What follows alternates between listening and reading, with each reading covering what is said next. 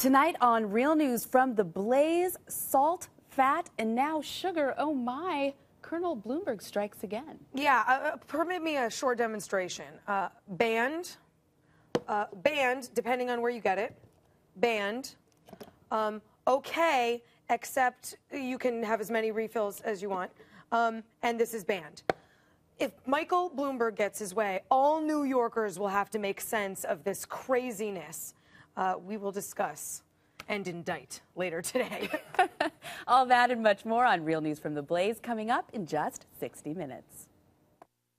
This is not going to be about politics. This is about principles. We're going to take it upon ourselves to be part of the solution. We are going to restore history, restore our honor, restore his idea that character is what matters. Let us not lose this battle because we sat down. This is the Glenn Beck Program. Hello, America. I'm Dave Barton, standing in for Glenn tonight. Several of today's news stories relate to the burgeoning national debt, but that's no surprise. The debt's been an issue for at least 3 years as it's skyrocketed under this president. So let me review a few of the highlights from recent weeks pertaining to attempts to address the debt. As required by federal law, President Obama sent his proposed budget to Congress. And on May the 16th, 2 weeks ago, the Senate rejected his budget by the unanimous margin of 99-0. Not a single senator from either side of the aisle supported the president's budget. Now, that Senate vote came following the House vote that also unanimously rejected that budget, 414-0. So Congress rejected this year's budget from President Obama by a combined margin of 513-0. Not a single supporter in Congress. 3 weeks ago, on May the 10th, the House instead passed the budget submitted by Representative Paul Ryan of Wisconsin, the chairman of the House Budget Committee. That budget was immediately attacked by critics who complained about its draconian cuts. Draconian cuts? Did you realize that under his proposed budget, it will take 40 years, count them, 40 years to retire the current debt? And this is draconian? But 40 years of necessary draconian cuts tells us just how big the debt actually is. Long ago, Thomas Jefferson warned us, we must not let our rulers load us with perpetual debt. We must make our choice between economy and liberty or profusion and servitude. Notice that Jefferson pointed out a choice between two pairings. On the one hand, frugality and liberty went together, and on the other hand, excessive spending and bondage and oppression went together. So, if we want to have liberty, we have to practice frugality and stop spending so much. But if we don't mind being in bondage, then spend away. Jefferson went on to point out the consequences of excessive spending. Excessive spending produces debt, debt leads to taxation, and taxation kills economic growth and prosperity, and all of this starts by not curbing spending. Long ago, Thomas Jefferson also warned, if the debt should be swelled to a formidable size, its entire discharge will be despaired of, and we should be committed to the English career of debt, corruption, and rottenness, closing with the revolution. Notice that this is exactly the progression now happening in Greece, and this is the same progression that's already occurred in several nations across Europe. Jefferson concluded by declaring, the discharge of the debt, therefore, is vital to the destinies of our government. Chairman Ryan understands just how dangerous a debt is to the future of the country. But 40 years? Yet there's something that each of us can do to significantly shorten that 40-year projected time in his budget. Right now, almost two-thirds of the federal budget is spent on social services. So the more that the spending in that part of the budget is cut, the faster the budget can be balanced and the debt can be retired. And this is where we as citizens can help. We can step in and pick up some of the social services load that the federal government carries so it can spend less on those programs. Quite frankly, if we want smaller government, we're going to have to be willing to do more things ourselves. Now, historically, it was individual citizens and houses of worship who originally took care of social needs before we unwisely handed that power over to the government. In fact, let me read you a short passage on this that guided our previous American social policy. This passage was given as a command to the Jews, and Christians have also taken it as their command, and it comes from the Bible, book of Deuteronomy. This is what it says. God says, when you happen on someone who's in trouble or needs help among your people with whom you live in this land that God gave you, Don't look the other way pretending you don't see him. Don't keep a tight grip on your purse. No. Look at him. Open your purse. Give freely and spontaneously. Don't have a stingy heart. The way you handle matters like this triggers God's blessing in everything you do, all your work and ventures. There are always going to be poor and needy people among you, so I command you, always be generous. Open purse and hands. Give to your neighbors in trouble. Now, this comes out of Deuteronomy chapter 15 in a version called The Message. But the Founding Fathers understood this biblical principle, which is exactly what George Washington declared when he said, let your heart feel for the affliction and distresses of everyone. Let your hand give in proportion to your purse. George Washington not only believed this, but he also personally practiced it. In fact, for the many years that he spent away from his beloved home, he established a clear policy for his business manager at Mount Vernon, directing him, let the hospitality of the house with respect to the poor be kept up. Let no one go hungry away. If any of this kind of people should be in want of corn, supply their necessities. Thomas Jefferson also made this his personal policy. In fact, let me share an example of the extent to which Jefferson went to help the poor and the needy. Now, sadly, Jefferson's wife Martha had died in 1782 following 10 years of happy, blissful marriage. Thomas loved Martha deeply, and he was devastated by her death. And 4 years later, in 1786, still not having recovered from his grieving process, he was sent as a diplomat to France. And while he was there, he met Maria Cosway, a truly beautiful woman and a famous painter and artist. The two of them hit it off, and they spent much time together, both in France and in America, and he was semi-courting her. But he finally decided that she was not to be his wife, a decision greatly influenced by the way she treated the poor. And later explaining this to her, he reminded her of two examples. On one occasion, when the two of them were riding together in Jefferson's carriage in Virginia, he saw a poor military veteran walking down the road. Jefferson wanted to pick him up and give him a ride, but Maria objected, telling him, oh no, there's just too many veterans in need, and they're all over, and if you help one, you're soon going to be having them all come to you for help. And so Jefferson, with her objection, went ahead and passed by the veteran. But tormented by his own conscience for doing so, he turned the carriage around and went back to pick up the man, and to his great dismay found the man had already turned off the road and headed somewhere down some other path. Much later, Jefferson told Maria that from the moment that he had passed by that man and not picked him up, from that moment to the present moment, that he had looked for that fellow to ask for his forgiveness for not having helped him. Jefferson had not followed his own heart toward helping the poor, and he deeply regretted it. The second occasion in which Maria tried to influence his view of the poor occurred when Jefferson was with her in Philadelphia, and a poor woman came to them asking for charity. Maria whispered to Jefferson, only give her a little because she looks like a drunkard and she's going to spend all the money on liquor. Jefferson again listened to Maria, and again his conscience smote him for not having helped someone in need. So he later went in search of the woman, and he found her, and he asked her about her need, the need she faced. Jefferson found out that she wanted the money so that she could put her child in a school and get him an education. She wasn't drinking. She was seeking an education for her kid. But for the second time, Maria had kept Jefferson from following his heart to help others. Given her attitude toward helping the poor, Jefferson didn't marry her. He understood what the Bible said. When you see someone in need, don't look the other way and pretend you don't see them. Don't keep a tight grip on your pocketbook. We all need to understand that all of us, not the government, we're the ones who are to take care of other people. And we should do exactly what Jefferson frequently did. Go and talk to those who have a need. See how serious the need is, and see what they're going to do with the assistance that they receive. If we do this, this is the conservative approach, it's the traditional American approach, and it's also the biblical approach. And this is one reason that government was able to stay smaller in early America, because the citizens of that day were willing to help meet the needs of those around them. Now, this is what Restoring Love is all about. You've already heard Glenn talk a bit about Restoring Love Rally, and today we're going to look a bit deeper into Restoring Love Rally. It's going to occur in Dallas, at Cowboy Stadium, on July the 28th, and on the 2 days preceding that, the Thursday and Friday, a lot of other stuff going on. Now, this is Joe Carey. Joe's head of Mercury One, and that's Glenn's nonprofit division that's in charge of this whole weekend that's happening in Dallas. So, Joe, tell us what's happening. Well, David, the number one question that I'm asked about is what is Restoring Love? And people think it might be one event or a series of events. And I want to say it's not an event, it's not a rally, but it's the beginning of a movement. And what we've done is we've outlined 3 days of just activities that you can go to one event or multiple events or all the events. And we start on Thursday, July 26th, and that night, FreedomWorks is hosting an event called Restoring Freedom. And when you restore anything, whether it's an antique or a home or a car, it takes work. And FreedomWorks is going to host an event called Restoring Freedom where they're going to talk about the importance of getting engaged. It's not about being Republican or Democrat. It's about you have a role to play this year. You have to get involved in the political process.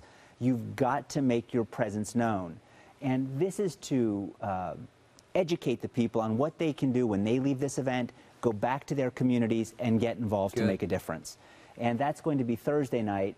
We're also doing a special screening of the movie Runaway Slave. And I know that you're good friends with Alveda King and Pastor C.L. Bryant, and two of my heroes in the modern-day civil rights movement. And they're going to come and they're going to show this movie Runaway Slave, and they're going to answer the question, is America still an exceptional place? Does American exceptionalism still exist? For us in general, but in particular the African-American community. And I've seen the movie, and I know the answer, and it's surprising how they answer that question. Oh, interesting. But we're going to be showing that movie as well. And then I think we've done what many people said was impossible, and that is to find family-friendly comedians that are funny. And I think that we found, I know that you know some of these people we've been dealing with. And they are funny. And you're right, family-friendly and funny don't often go together, but these guys, they do. You know, having lived in New York City with Glenn, it's tough to go to a comedy club that you can take your children to. It's almost impossible. But here, we found some great comedians that are family-friendly, that are going to make you laugh. So comedy show is also part of the Thursday night events then? There's several events, gotcha. Several things all going on. taking place. And then Friday, I know Glenn's talked about this a lot, we're going to do a day of service.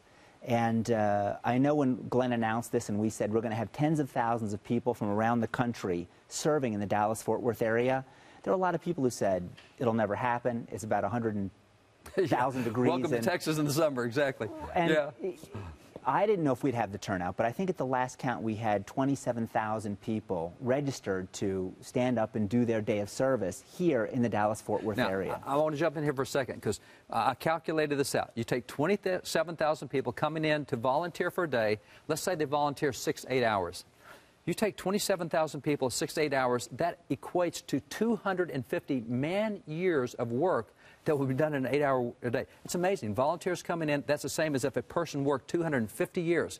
So that's significant. 27,000 coming in to volunteer for a day. And, of course, that's open to everybody who wants to come in a day early. Is that the deal? Open to everybody. You do have to register at the website, mercury1.org. And that's just here in the Dallas-Fort Worth area. There are thousands of people who have written us and said, I want to participate in this day of service. I can't make it to the event. How do I do that? And we're going to have those options available as well on the website. We're doing a food drive and working So they don't have to be here physically to be part of, gotcha. Absolutely. And the other event we're doing, and 2 years ago we did an event in Washington, D.C. called Divine Destiny. And you participated in that. You helped organize it. And I know you're working with Pastor James Robison in organizing this event. And if you're expecting to come into an event and be told, hey, things are going well, you're doing well, sit back and soak it up, this is not the event you should be at. You don't want to be here, that's right. No, the people that I've seen that you guys have lined up to speak here, I think that they're going to impress upon everyone that there is a battle taking place for our individual souls and the soul of the country. Yeah, that's right. And they're going to tell us that it's time to get up off the comfort of your couch and get involved in your churches, your synagogue.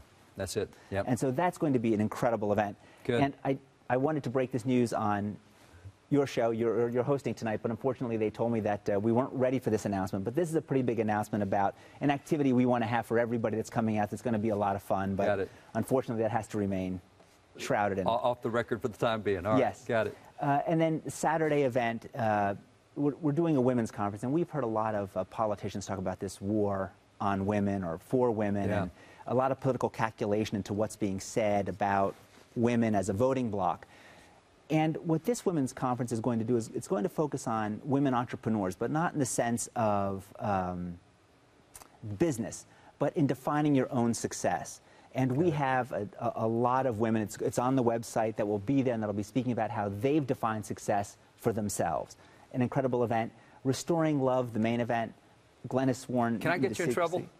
Tell us what's going to happen that main event. Not only trouble, bodily harm. I can't say if anything you about divulge the event. who's going to be there and what's happening, you're dead. Okay, but got what it. I can say is we were just at a meeting in New York 2 days ago with the senior producers for this event. And as Glenn laid out his vision and what's going to happen to that event, there wasn't a dry eye in that meeting. It was 2.5 hours. It is a powerful, historic event. Cool. Well, this is going to be fun. So that's the 3 days we've got? Yeah. So over those 3 days then, and like you said, this is not an event, it is a movement. Yes. And what they get in those 3 days, they take back home with them. As they get home, they'll have stuff they can implement in their own communities. Is that the deal? Just to keep it moving outward? On the political front, on the religious front, and just in the front of getting themselves involved and restoring love, restoring freedom, restoring that sense of individual responsibility. Good. And part of that is this food drive that, you know, we'll be talking about, a national food drive effort, and the GBTV Lemonade Stand Day. Yeah. And I think that's... Would you like one, by the way? Oh, I'm going to indulge myself at the next break. But I think that that's what it's all about. And it's not just come here, feel good, go home and forget. Yeah. It's about how do I make a difference today, the next day, and moving forward. And that's what we're going to cover today, is ways that folks can do that. So Joe will be right back with us a little later in the show. And you'll have a lot of opportunities to serve at Restoring Love, but I wanted to show you some of what happens when you just go outside your own front door and you look around you a little bit. Now, we took a camera, we went outside, and we found these 3 things happening right in our own backyard.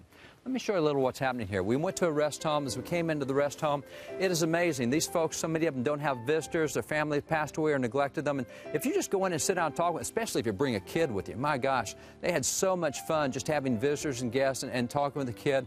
And as we were talking to the administrator, this man came up in a wheelchair, pretty remarkable man, and he is actually a professional piano player. And you see the piano here in the rest home.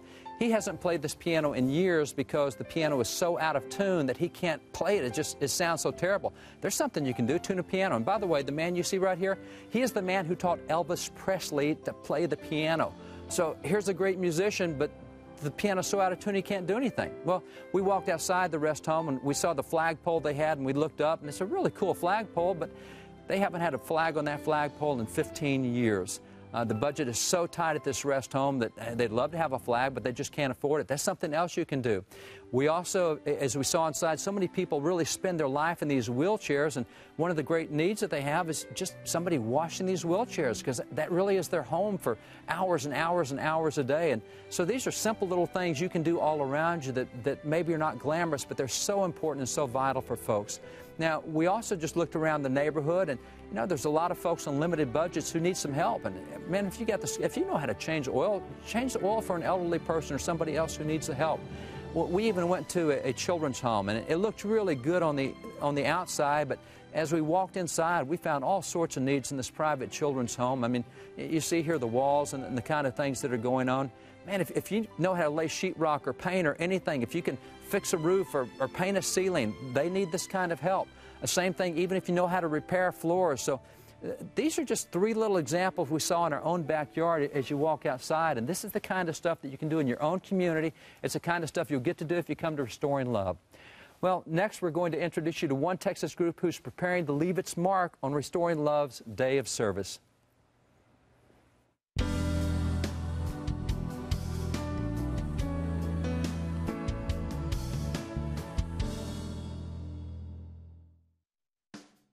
I want to tell you about our charity auction that is going on. We've got some really great things. The auction has just gone up now. Go to mercury1.org, Mercury1.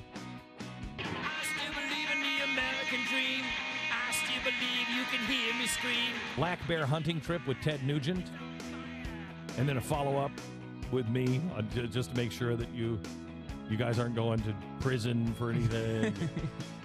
Tour of Washington, D.C. with David Barton. There is no one that is more fascinating than David Barton. Honesty is the best policy. I've heard that all my life. I just didn't know it came from Washington. Liberty University, 4-year scholarship. We did this once before, and how much did it go for? It was crazy. It was like a $60,000 education for like $10,000 or something. Yeah, it was a really good deal. I mean, it was a really good deal. There's just some really, really amazing stuff.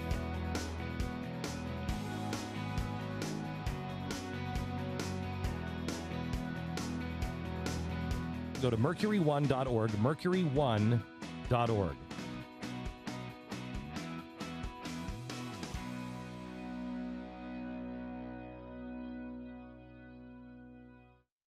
Bringing a firearm into your home is one of the most important decisions you can make. If you are considering gun ownership, cheaperthandirt.com is here to help you make a responsible and informed choice. We understand it is a personal decision how you choose to protect your family. We offer thousands of choices of firearms, ammunition, and accessories to suit your individual needs. Be responsible, be proactive, and exercise your Second Amendment right. Find us online at cheaperthandirt.com. That's cheaperthandirt.com. Hi everyone, this is Amelia from Freedom Works, here to invite you to a very special event. Free Pack is a national gathering of Americans interested in restoring freedom. This year's event will feature speeches from Glenn Beck, Dick Armey, Matt Kibbe, and many of the biggest names in the freedom movement. So go to freepack.com today to pre-register and help restore liberty in your community and across the nation.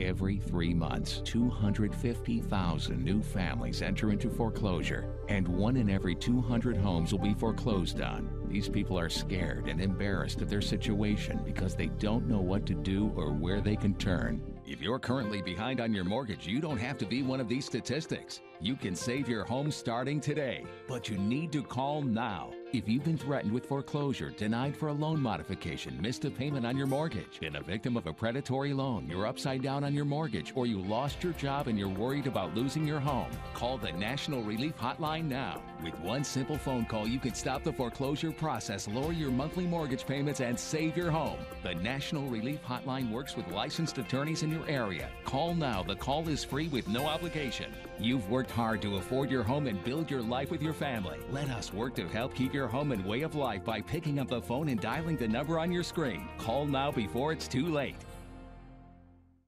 If you're living with diabetes and have Medicare or private insurance, here is some great news. Call United States Medical Supply today, and we'll send you the smallest glucose meter in the world, absolutely free. It only takes a speck of blood, and it gives me my results in 5 seconds. And there's no coding for easier, more accurate results. Don't let diabetes get in the way of living. Give us a call today at United States Medical Supply and get the smallest meter in the world for free.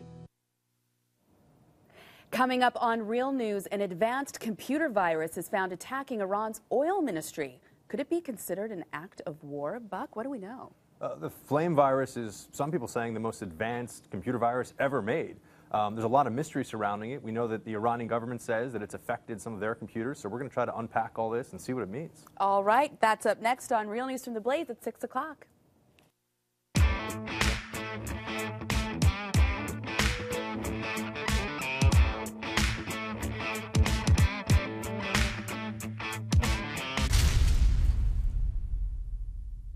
Mission Arlington is a Texas-based group dedicated to serving God in the community. Now, 2 months from now, they'll be taking 800 of the Restoring Love volunteers out into the community for a day of service. Joining me now from Arlington, Texas via Skype are Dr. Jim Bergen and his mom, Tilly Bergen. Jim helps run Mission Arlington, and Tilly serves as executive director. Hey, guys, thanks for being on with us.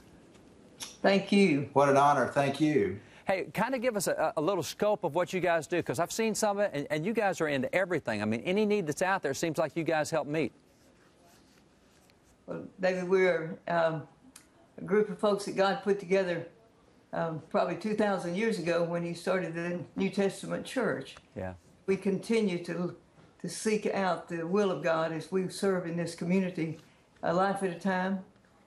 We learned a long time ago when this began in 1986, that we could certainly pray for people, and we did that, and we could teach them, but if they were sick, if they were hungry, if they had dental problems, or if they just couldn't pay their rent, they really couldn't hear the love until we showed it to them. And so we take Matthew 25:40, Matthew 28:19, 20, John 3:16, the scriptures that teach us to serve and help other people is the mission of Mission Arlington. Now, I know, Jim, I was seeing some of the stuff that you guys even do medical services and dental services. I mean, Tell me about that. Yes, sir, that's right. We have a medical clinic that's open every day and one evening, and we're seeing about 1,000 people every month. Wow. And what happens is if people get sick, then they don't go to work and they lose their job and they lose their home. And so we're trying to prevent crises, doing a lot of diabetes screening and helping folks. And then we do have a dental clinic as well that's up and running every day to help folks with dental needs, which you know is a real, affects the health of folks. Yeah. And so when we're able to help people like that, it kind of helps us earn the right to share Christ with them. Now, where do you get your doctors and dentists? I mean, do they work for you guys? What do you got there? They're volunteers that come, and every service at Mission Arlington is free. About 1,000 people every day are coming through our front doors for help. And it's such a great privilege because we believe anybody can hand out food and clothes, but our heart is to share Christ with the tools that God has given us and to make a difference, a real difference in the lives of folks. But our medical volunteers and dental volunteers are all volunteer. That's good. Now, I mean, with all you guys do with food, and you've got a Christmas store too. I remember hearing something about how that, you know, when it came to paying rent or buying Christmas for the kids, folks went in the direction of Christmas. Tell me about that. Well, that's right. They were coming in January and being evicted or couldn't pay their utility bills. And when we discovered what was happening, they had to make a choice between either paying their bills or forgetting Christmas for their children. And they choose Christmas for their children every time.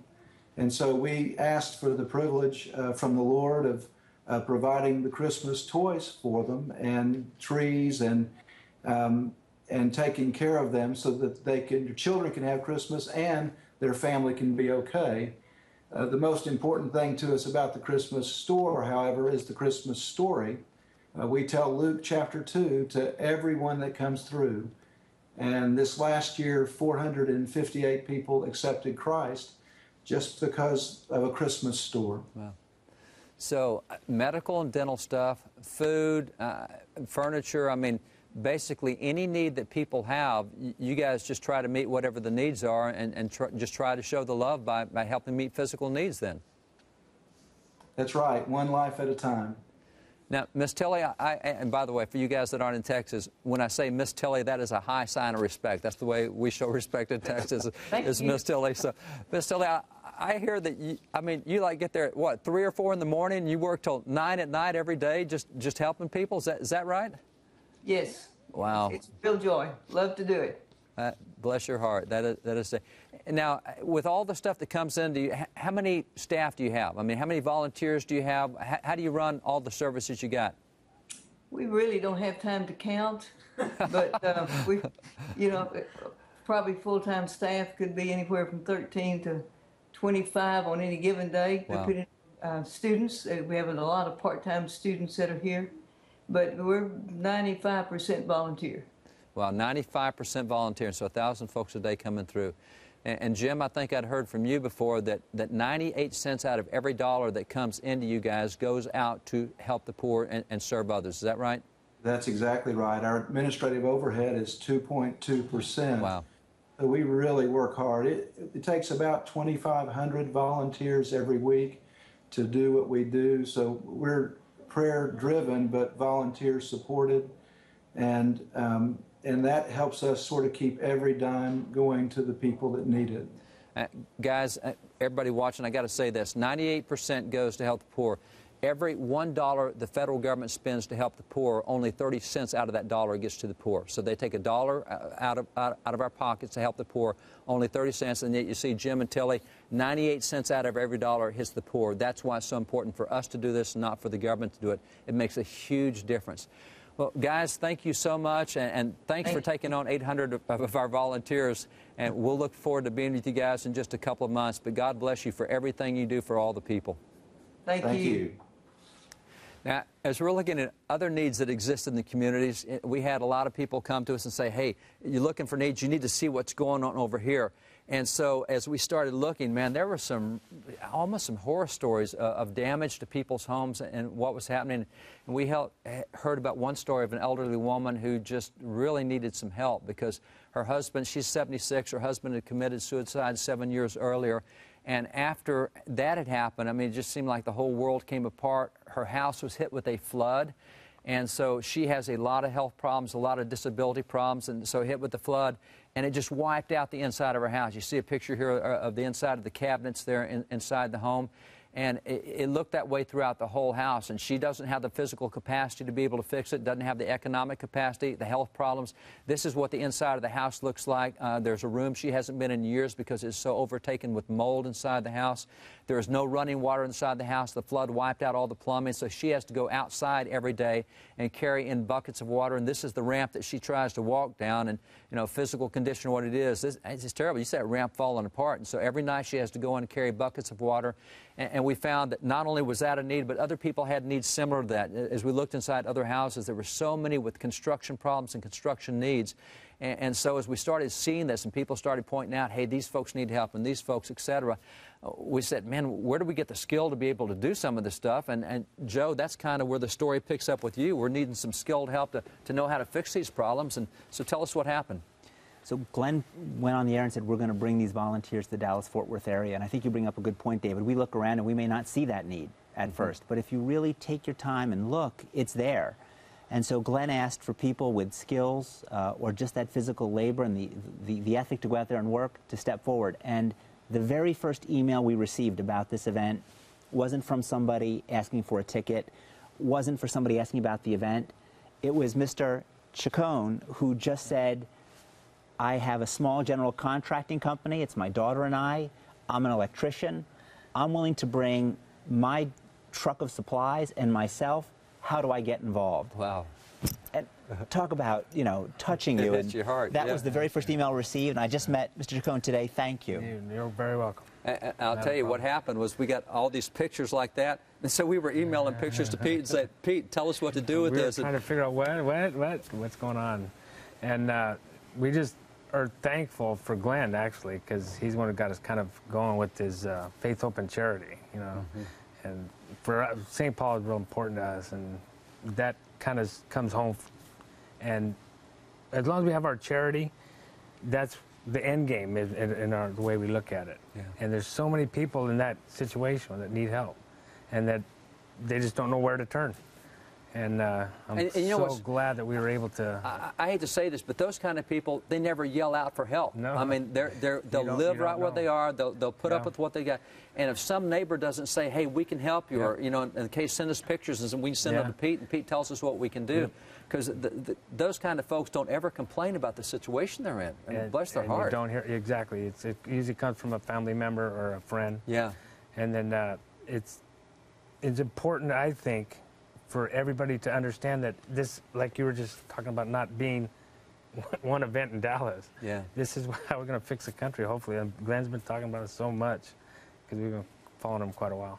And we only wish we could do more. And we're coming quite a ways, and it's hard to coordinate things when you're I tell you what, packing up your supply truck and driving to Texas from California is no easy thing. The easiest thing to do, that way I'll have everything here and do the best we can, you know, and then with kind of the limited time we have to help these poor people, you know. And it really is kind of, and let me just throw this out, because as you mentioned, Glenn kind of put the call out and said, hey, anybody that can help. And so we have a list of stuff that we've sent you, Pete. That you guys, yeah, Misty and your daughter Damaris. I mean, there's a lot of people that need help, and you can't supervise all that in one day. You can't do it. No, it's impossible. So what we need, folks, listen. If you're a contractor and you got time, we need you in Dallas for a day to help supervise some of these jobs. If you got any skill sets, if you're a carpenter, electrician, a plumber, whatever, you need to go to mercury1.org and say, hey, here's my skill set. And so if we can get some guys to maybe oversee 2 or 3 projects, you know, Pete can't do 30, 40 projects in one day, but if we can get 8 or 10 more guys like Pete, if we can get, you know, a bunch of folks to work under Pete and he can kind of supervise, if you got some physical abilities with lumber or anything else, or sheetrock, taping in bed and insulation, we need to know about you so we can kind of put you in crews so that when you come in for the day of service, you know, Pete can help supervise and see what's going on. Do the work, whatever it takes, yeah. Yeah. Absolutely. So I know you're here for this week, and you're going to be going around looking at a lot of this stuff. Yes, we are. And so, I mean, you get out there and you look and you say, hey, we need 3 sheets of sheetrock here, half roll insulation, whatever. And that's something else you can do, is you can go in the virtual store. It'll be up next week, and you can say, hey, I can't come, but I want to send 3 sheets of sheetrock, or I want to send a roll of insulation, or I'm going to send, you know, number 12 wiring, Romex with ground, whatever. That stuff you can do. So if you can't come to Dallas for the day of service, you can help Pete and these guys a whole lot by going on to Mercury One. So, I mean, Joe, when they get there, what else can they do? I think one of the greatest things is that people have stepped up and formed this truckers brigade. And they've done it all on their own. And so somebody posted and said, I own a small truck or a big truck, and I'm going to go to Restoring Love, but I'm going to drive my rig down.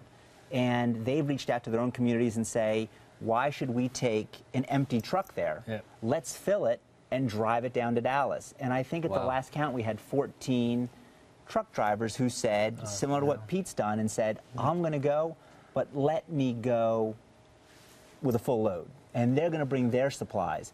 And we'd encourage you to go to mercury1.org, find out where those trucks are leaving from, help load those. But also, if you can't, but you want to buy the sheetrock or you want to buy the supplies, we're going to have a virtual store on Mercury One. So if you want to donate food, but you don't want to buy the food in your community and then pay for the cost of shipping it, you can go to the website and virtually buy that can of peas or that bottle of water and get food to those communities that need it, also with the supplies. Gasoline's very expensive. And not one of the truckers involved has stepped up and said, hey, could you help me offset that cost? Pete's never done it.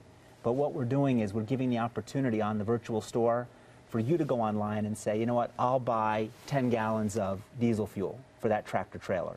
So you'll have the opportunity to step up and contribute that way as well if you can't make it here and if you don't want to go out and buy those physical supplies. And that's the whole point of charity, though, is giving. It's not wanting anything in return. And we hope that gets across, you know. And I think it is. And David, you made a great point about the government, which was it's not effective at delivering charity. It didn't do it. And those of us who say government should be out of that business, I think we have an obligation to say if step up. Right. Well, I'd much rather see Pete coming through my door than the government coming through my door to help me, quite frankly. I mean, there's a heart and there's a set of hands and there's a face I can connect with. The regulations we deal with is unbelievable. It's mind-boggling. From where I'm from is staggering. It's almost like they want you to be out of business. They're making it so hard. It used to be you go over the counter with a piece of paper and just hand draw. Now you almost have to have an architect just to do an addition to a house. Yeah, you know, and government now interferes with the charity. And every step. Exactly right. The trees. We got to have GPS on where the trees are. You can't touch them. We just got stopped on a job because a sparrow has a nest. Wow, and we got pulled off the job because got to wait for the government's really stopping charity rather than helping it. Yeah, and we're trying. Yeah, you try. I mean, which goes back to your point, Joe, of this is a movement. This is not an event. This has got to be a movement that when people leave here, or if you're not here to leave here, start this in your own community, wherever you are. You got to start this and go. And like they said with for me personally, it was St. Paul and the Father, Son, Holy Ghost. You know, faith, hope, and charity. That's the end game. That's it. It's time.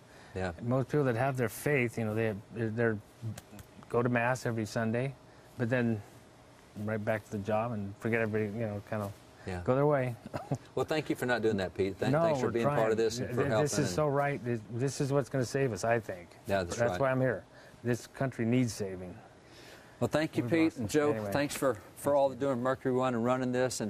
And so we appreciate you being here, Joe and Pete both. And next up will be a group that's changing communities one life at a time. We'll be right back.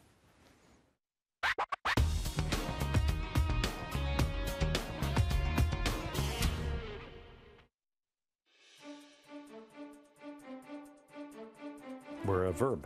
It's a pit stop where you can tune in, learn, laugh, connect with like-minded individuals who are dedicated to the same values and principles that you are. Organize and then actually do something about the problems we face instead of begging government to fix it. Our world is in a state of chaos, and people are crying out for answers. The time for talking is over. The time for doing is now. A 4-step plan to fix our lives, take back our country, and reclaim our culture. shows you can't afford to miss. It all begins June 4th, only on GBTV. The TRS Files, True Tax Resolution Stories. My name is Gibb, and I am not an actor.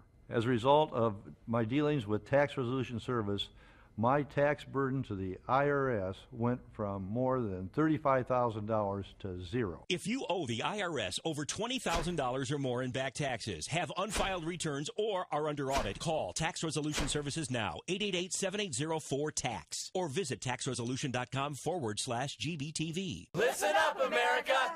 The price of life insurance has gone down 60% over the last 15 years. Many Americans know they need it, and some that have life insurance know they don't have enough. How would your family get by without you? How are you planning for the uncertainties of life?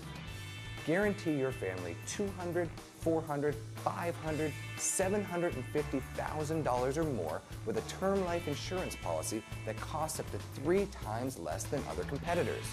For example, a healthy 40-year-old man can get a $250,000 term life insurance policy for $16 a month. Don't spend more than you have to on term life insurance. Find out how easy it is to protect the ones you love. The quote is free and there are no obligations. Listen up, America. Call now. Call 800-488-5317. That's 800-488-5317. Okay, so has anybody actually started saving for college yet? Oh, not me. No, you got time. Oh, no, we actually started. You have? Really? Sure. We figure you start saving a little now, or you'll borrow a lot later on. Yeah, but how did you even know where to start? Oh, I found out about the Gerber Life College Plan. Call now for free information on the Gerber Life College Plan. It's easy. It's pretty much worry-free. Well, how could it be worry-free? What if something happens with the stock market? No matter what happens, we get guaranteed safe growth. So when she's ready for college, the money will be there. And it doesn't take a lot of money to get started. For as little as $10 a week, you can start saving for college and get guaranteed growth. Just call now. Oh, it's a life insurance policy, too. Oh, that's different. And if she decides not to go to college, there's no penalty, so she can use the money for anything. We've got to get started. Yes, we do, because you're going to college. Call 1-800-892-3073 for your free information. That's 1-800-892-3073. A catalyst of hope is what Six Stones strives to be. The nonprofit is comprised of local businesses and churches who are transforming communities one person at a time. With me are 3 of the founders. Scott Shepard, Executive Director of Six Stones, John Meter, Senior Pastor, First Baptist Church, Euless, and Gary Phillips, Pastor, First Baptist Church, Euless, and on the board, Chairman of the board. So, guys, thanks for being with us. Six Stones, I know you guys are willing to take 400 volunteers when we come in with Restoring Love, so thank y'all for doing that. But give a little overview of Six Stones. I mean, what's it you guys do? How'd you get started? What are the services you have? Well, the amazing thing was we, as a church, that's why these guys are here, we were in shambles financially. And God did an incredible miracle in the life of the church. And the vision, though, was what could you do if you were a debt-free church? How could you impact the world? And really, the first year we began to impact the world, it became apparent that the world was in our backyard, and we had to do something significant. Oh, wow. And we were able to actually have a lunch with a city manager, a state representative, and just say, what if? And that was Gary's big question. What if we could do something significant together to impact the community? What would that look like? And about 3 months later, they came back with the what if. And they said, we have homes right here in our own community that are in great disrepair, and we really need your help. The faith-based community has volunteers. We've got a little bit of money. We found out later they had a very little bit of money, but the community responded. And really it began for us with one home, one homeowner impacting their life. But that unlocked really in John's passion at that point that we had to create that collaboration, that coalition of churches, businesses, and nonprofits in a community to impact a community. And it's just been an incredible outpouring in our community since then, in 3 years. But they didn't stop there. We got down to the school district. They've got a whole host of problems they were fighting as well. So that's really what birthed for us, was just a way to be relevant. And well, I heard something that the school district, there was a thing with reading that was going on. I mean, what was the thing with reading that they got you into? Well, we had asked the superintendent, is there another challenge that we could be a part of? What could we do? Back to that what if question. And if you'll ask that, they'll respond. Now, let's stop there for a minute. Because tell me about the what if question. Well, we were, like I said, we were with that city manager. We said, what if we could do something significant? And Gary asked the same thing, basically, at the school district. What if? All these entities in this economy and this climate are hurting, and they're looking for alternatives. So the door is there. If you'll ask that question, let them respond. So everybody in their community just go to some group and say, what if I could do anything for you? Right. Absolutely. What if? So. Well, with us, we were doing some things around Christmas time with different organizations and schools, but there was a bigger question out there because the need was greater than what we were meeting. We were just scratching the surface. And the what if really had to do with, what if we were just to open the gates of blessing and really make a big difference in the community? Right. Do you know people that have that kind of need? And of course, the people in city government and in the public schools, they know the needs. They just don't know where to find the volunteers. Sometimes they even have money, but they just don't have volunteers. And so I think that's where the church really began to step up, and Six Stones has been incredible at that, you know, mobilizing up to 1,000 or 1,300 volunteers on given weekends for projects like that. But it's a matter of saying there's so many huge needs. Why can't we step up and bless people? And Six Stones has done that. One of the things that I guess captured me the most I mean, we've done a lot of things with the community, with the city, the state, the county, the school district, but when we were asking that question to the school district and we were presented with this scenario, that if a child does not read at age level 3rd grade, they've got about a 96% chance that they will not finish high school. Whoa, time out. Say it again. If they're not reading at age level at 3rd grade. So at 3rd grade, if they're not reading at a 3rd grade level. Age level, about 96, 98% will not finish high school. My goodness. And the state prison system is coming to the public schools, the major public schools, to find out how many aren't reading at 3rd grade level, age grade level at 3rd grade, to plan prison beds in the future. Based on 3rd grade reading levels. That's correct. That's right. So if kids get behind at 3rd grade, that pretty much tells what's going to happen in the future with them. They'll be a prison. Wow. They will be a statistic. Wow. And so from that, we engaged with our public school district to launch a pilot program for reading mentoring, which we took a lot of our volunteers and put them in the public schools to do that. And so consequently, that's ended up being a pilot program that will probably be rolled out to potentially 19 different schools next year in our local area.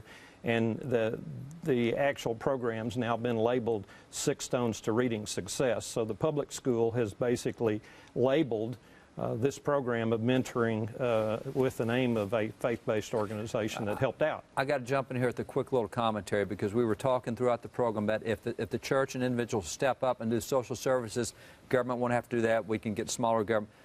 But you just said another element. If the church will step up and do that, like even with mentoring, now you're dealing with the criminal justice system, which is a legitimate function of government, but it needs to be a whole lot smaller. Right. If we can get these kids at the 3rd grade reading it. Wow, that's amazing stuff. That's significant financial impact, not to mention the impact of those kids, the lives, everything that goes with it.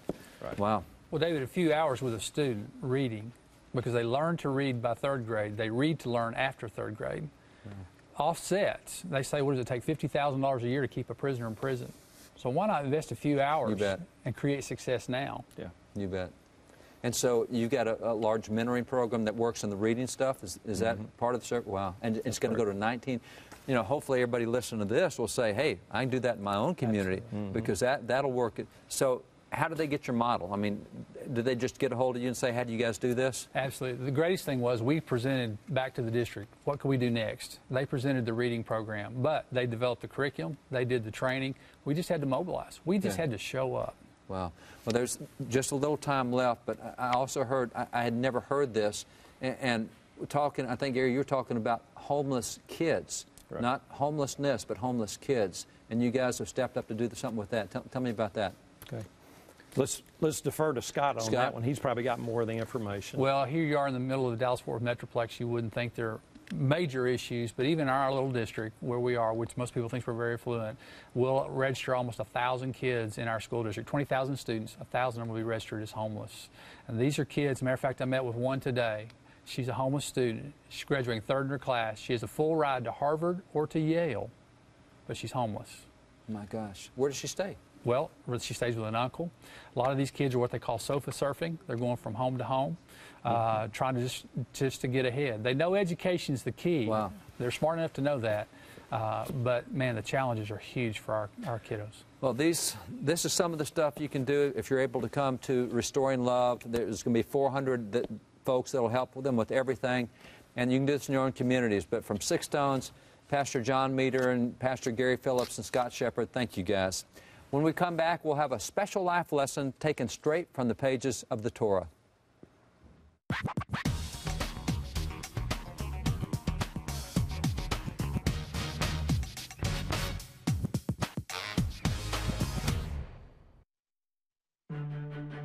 By age 5, I could drain a three-pointer.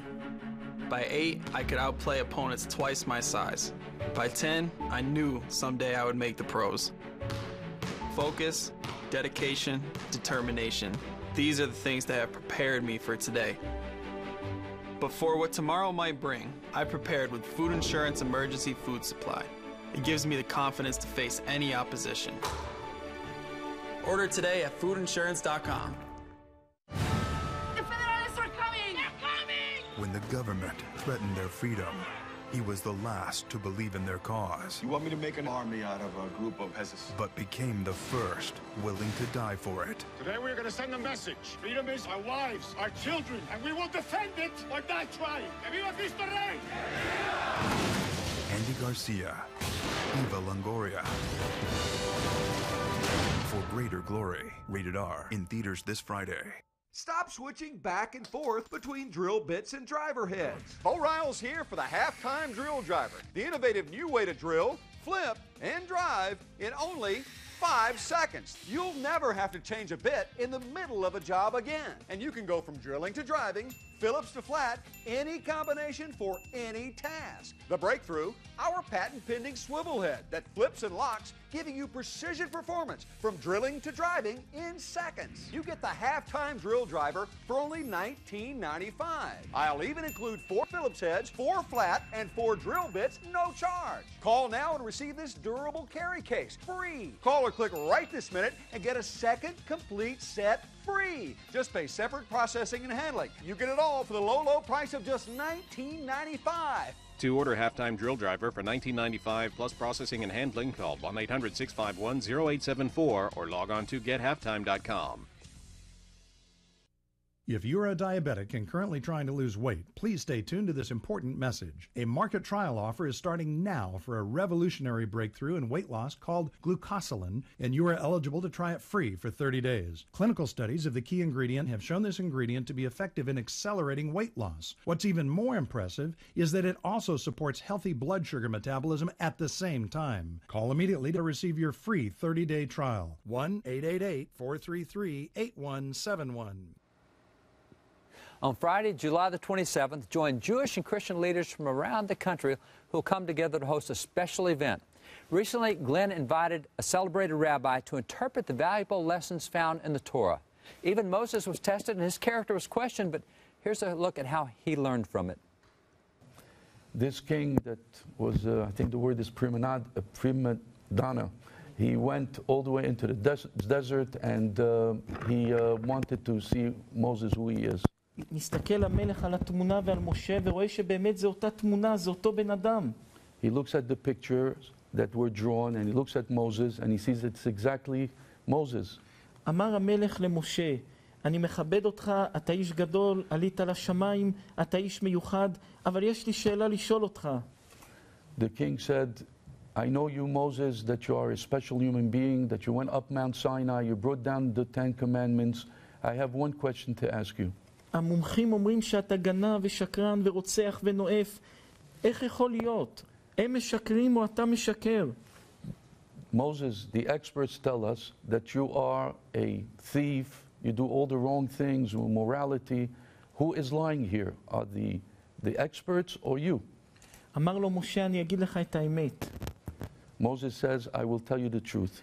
יש לי יצר לגנוב, לשקר, לעריות, לכל הדברים הקשים ביותר יש לי יצר, וכל מה שרואים על הפנים זה אמת. אלא מה?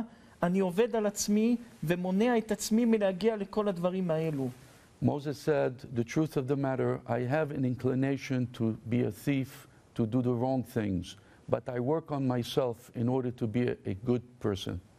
יש שאלה גדולה ביהדות, מה יותר טוב? אדם שאין לו תאווה לעשות רע והוא טוב, או אדם שיש לו תאווה לעשות רע והוא מונע את עצמו מלעשות רע? There is a big question in our Jewish religion. Is it good that, is it better that one should show a face that is not good, but he is really good, or to show a face that he is good, but he is not a good person? ההלכה היהודית אומרת, המעלה של בן אדם שיש לו יצרים לרע ומונע ועוצר את עצמו מלעשות את הרע, זה המעלה הגדולה של האדם שמונע את עצמו מלעשות רע. אדם שאין לו יצרים לעשות רע ולא עושה, זה לא גדולה, הוא איש טוב. אבל אדם שיש לו דחפים ויצרים ומונע את עצמו מלעשות רע, זה המעלה הגדולה של האדם. The rabbi tells us that the biggest principle is that a person that has the inclinations to do bad, but he works on himself to be a good person, is the highest form of being in the right path to the Almighty. Group of people here that are of different faiths, and we are trying to come together, and we are experiencing evil in our own country, trying to thwart us and separate us from our values and principles. How can we come together with our Jewish friends? How can we help? The only way to overcome darkness is to light more and more light. כמו מה שאתם עושים, זה אור. What you are doing, you are bringing light. ואור בסוף מנצח. And light will eventually succeed and be victorious. עם מקל אי אפשר לגרש את החושך, הוא יישאר. With a stick, you are unable to get rid of darkness. צריך רק להדליק אור. The only way is to light a fire. As parents in this generation, to teach our children values and morals for the next generation. What counsel would you give us to do that? What is the best way? You have to know a basic principle. הילד שמלמד, המורה שמלמד את הילד, ABC, א', ב'. A teacher that teaches a student, a young boy or young girl, ABC. ב-ABC שלו, in the ABC of the child, זה כמו זרע שהוא זורע באדמה בילד. It's like the teacher is planting like little seeds into the ground. He's planting it in these letters into the child. אם המורה הזה, if this teacher, יש לו רע בראש, רע? דברים רעים בראש, if בנשמה, this teacher has in his soul, in his mind, bad things, bad inclinations, הוא זורע בנשמה של הילד הזה דברים רעים. He will implant into this child that he's teaching also these bad traits. אם יש באדם שמלמד אנשים דברים רעים, הוא מדביק בנשמה שלהם דברים רעים. If a person who is teaching others and he himself has bad traits, he will glue these bad traits on the people who are learning from לכן זה דבר שמזלזלים בו היום. And this is something that they are not paying attention. They are. עוד שהילדים קטנים צריך להיזהר ביד של מי מוסרים אותם. They have to be very careful in education when they give over their children to a teacher to make sure that this teacher is a good one. ואדם שאומר לשני משהו לעשות, And when a person tells another person what to do, הוא צריך להיות טהור במה שהוא אומר. He himself has to be pure and good in order to tell the person what to do. ואם הוא אומר את זה טהור, יש לזה קיום. If he says it in purity, then it will be accomplished in purity. אם הוא לא טהור, אין לזה קיום. But if he is impure himself, it will not hold on. לכן יותר טוב להגיד 3-4 דברים טהורים מהלב, שיהיה להם עתיד, מאשר להגיד 20 דברים שאין להם עתיד. It's the best to give 3 or 4 traits that are good and they should be solid into the child, rather than to give 20 principles of good things, but they're really they themselves are not adhering to them. לכן, בקיצור, דבר שרוצים שיהיה לו המשך, צריך שהוא יבוא ממקום טהור. So the bottom line is, a person, in order to pass on to the next generation goodness, he himself has to be good in order to pass that along. Wait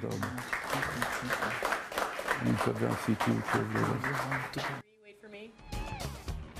Good night, America. Breaking news tonight. We've got real news. This just in. Real news from the Blaze. Welcome to Real News from The Blaze.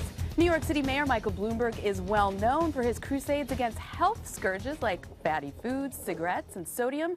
And today, Bloomberg unveiled his latest weapon, a proposed ban on sugary beverages. The law would make it illegal for certain establishments to offer beverages like soda or sweetened teas with a serving size of over 16 ounces. Well, the move has come under fire from businesses, small government advocates, and, well, probably this whole table. Essie, are you just really thirsty over here? What's going on? I'm so amped on this that I allowed my arm to get in the way of your read. I apologize. I want to start this segment by waxing a little poetic, if you don't mind. Great quote, "Man is born free, and everywhere he is in chains. One thinks himself the master of others and still remains a greater slave than they." I think that Nanny Bloomberg must have read a lot of Rousseau in high school, because he's taken upon himself to free man from his sugary beverage chains. Stay with me here. I'm going to do a brief demonstration of how exactly this is all going to work.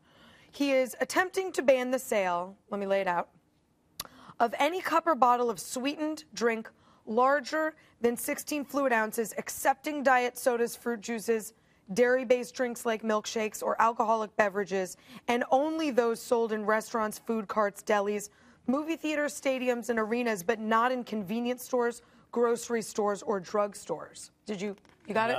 No. Okay. Let me help you. Let me walk you through it. Okay.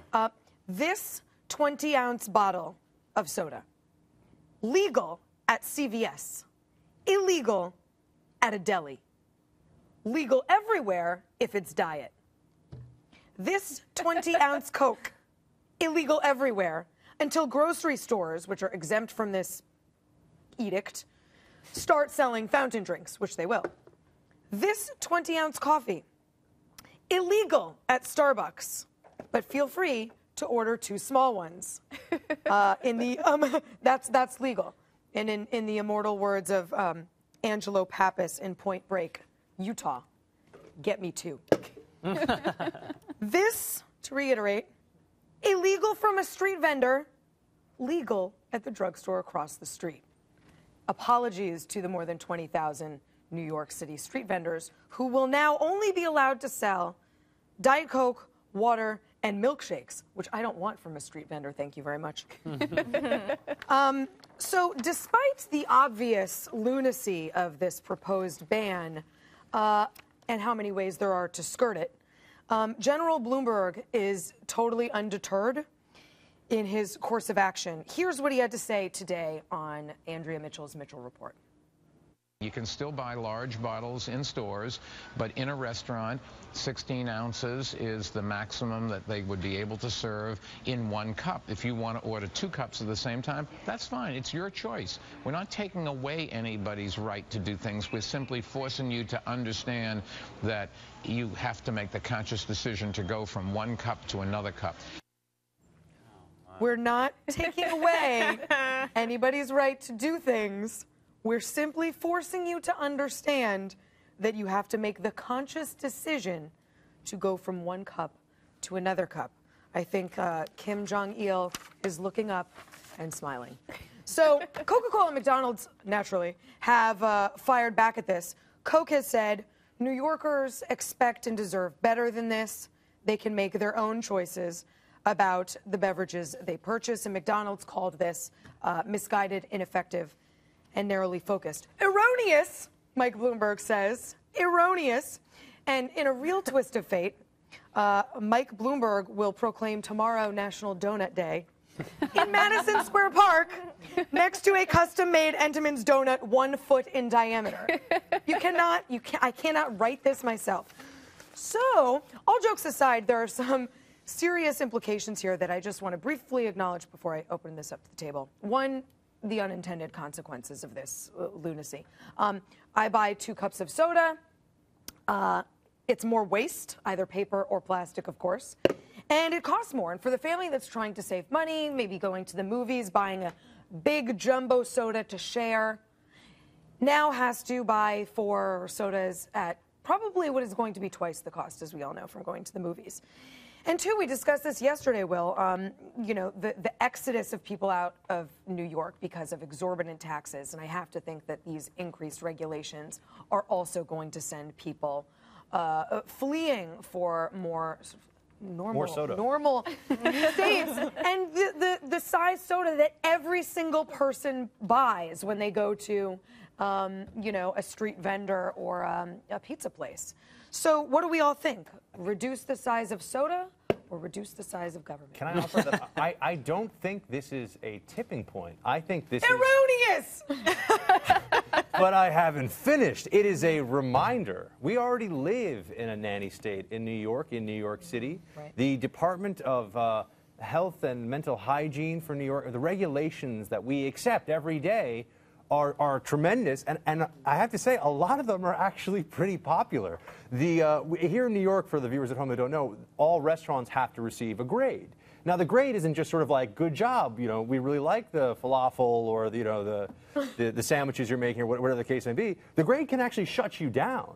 And it's mandatory. Sanitary. So we have these, right, we have these, but 95 or 6%, I think was the stats I saw, of New Yorkers like that.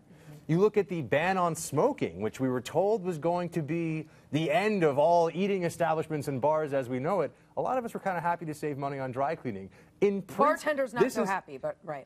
In principle, we'd all agree, I think, that this is too much, it's nanny state, it's bad, but all I'm trying to say is that we're already in the, I mean, this is just like putting another one on a huge But so what, Buck? Throw your hands up and say, who cares? Throw it on the pile. You mentioned Rousseau. I will raise you a C.S. Lewis, a quote I came across from a blogger writing about this new ban. C.S. Lewis writing in God in the Dark, a tyranny exercised for the good of its victims may be the most oppressive. Those who torment us for our own good will torment us without end, for they do so with the approval of their own conscience. Which I think is precisely what Mayor Bloomberg is doing. First, he started with the cigarettes, as you mentioned. Then it moved on to the fight against trans fats. Now it's the fight against sugar. Sugar, which, by the way, is a legal substance. We're not talking about a controlled substance here. It's a legal substance, and yet he wants to limit our access to it in the form of these drinks. To make salt, to ban salt. But, Buck, I understand your point that you're right. We're already dealing with this, and some of this is okay. It's just we're already like neck deep in it. It's not just that there's a little bit of what's the so what? What do we do about this? What do we do about this? I think first of all we get used to it. I think that a lot of people. I think a lot of New Yorkers. I'm with you on the freedom principle here. I just don't know if we can plant the flag on top of a giant Slurpee. When they came for your cigarettes, you said nothing. But when they came for your drink, they want us to be complacent. They want you to get tired and feel like, but here's the thing: if the federal government was doing this, if they were saying part of the Slurpee is made in the Midwest and it's across state lines, so if they use interstate commerce, I think we'd all say there's like a very serious constitutional argument here. But if a municipality, this is made in Central Park. Where do you think this is made? No, I'm saying that this isn't a federal issue. This is a very localized issue. And if you look at the city where you've chosen to live in exactly, you live it. You know, if they made this a nationwide ban on, this is a new ban. I cannot believe what I am hearing. I'm not saying I like it. I'm just saying that I don't know if there's anything we can really do about it. We're not going to go into Syria, but you're just going to have to live with this, Essie. Just live with this. I think total what you're encroachment. saying is, though, you're saying recognize the system is broken and there's not much we can do about it. If this passes the Board of Health, essentially, these are appointees made by Bloomberg. The board, the guy that's the head of the chairman of the board is already saying he supports this. So the likelihood of this going through pretty high. So I don't know what you do about it. If the basis of the system is broken, do you move? Yes, I You go to appreciate a Buck's place? point. He found the contrarian angle that I wasn't able to find in this story. And that is... That's why I'm here, Will. And that is that this is actually a great illustration of the concept of federalism. What you do is vote with your feet. If you do not like this, you will vote with your feet. And as you suggested, people are doing just that as they move out of the state of New York. If it's bad enough, if SE wants 32 ounces of RC Cola with sugar, not diet, at your disposal at all times, you may have to go to the great state of New Jersey. I'm just throwing it out there. To bring up a personal anecdote here, as everyone on this set knows, I have recently given up sugar. It was starting to make me feel a little weird and, just off balance. So I gave it up, as everybody knows. I hate you. Sucking on your Slurpee there. Go on. And it sucks. I don't like it, and I was never a huge sugar fanatic to begin with, but you don't realize how much sugar you actually eat until you cut it out. But it's a decision I came to on my own. I am my own person. I made a responsible choice for a new lifestyle change that I wanted. I've replaced all my sugar with alcohol. I'm kidding. I'm kidding. Totally sugar-free. I kid, but seriously, But I mean, Essie, what about the class implications of this? That I was reading today in Forbes that this whole sugar drink thing actually has no basis in science, that we keep going from one food group to the next to try to explain why Americans are getting fatter. And in fact, these as a percentage of our calories is actually going down, and we're still getting fatter and fatter. Nutritionists would argue that it's classism being dressed up in absolutely science is. and going after low-income people because we don't like them being fat. These Why are do they not do this to $5 themselves? espressos. These are cheap, inexpensive, super quick, high drinks. Right. That are this is absolutely a class implication. Let me tell you, the only way someone's going to lose weight under this proposal is because they're going to have to go across the street to get the drink they normally would at their favorite spot. That is it, because this ban is so easy to get around. It's worthless. So to that point, I got a tweet earlier today. I was talking about this story earlier today. I got a tweet from a guy who's actually a journalism student. Looks like he's graduating this week or this month from Virginia Commonwealth. And he said to me, it's obvious. This is an obvious example of government overreach. But isn't it necessary? If we're all getting fatter, isn't it necessary?